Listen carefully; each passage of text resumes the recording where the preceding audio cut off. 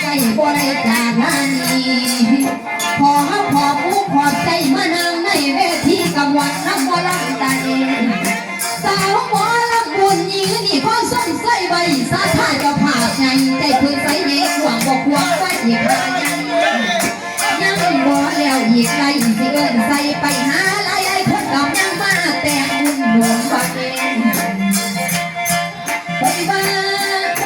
ยังมีทานไผ่พวกแต่นั่งใส่เฮาพมสำคัญเอาใจใส่จากความแห่งคนใด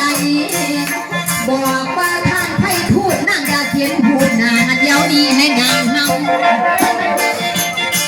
ไปบ้าอยู่มือขึ้นอยู่ใกล้เอาใจใส่นักหนาบอกว่าทานไผ่พูดคือมาน้ำในตาสง่าสีขาวเจง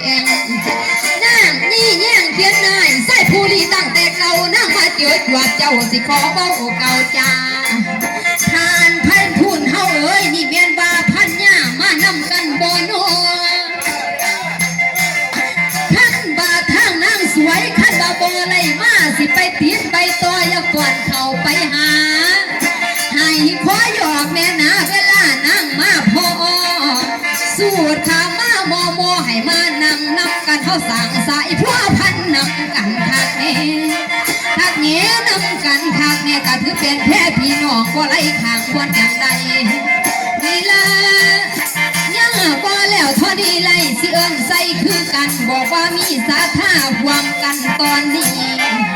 คือว่าท่านท่องดี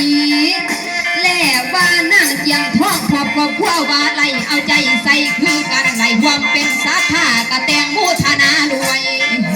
ท่านท่องดีสาธาแล้วว่านั่ง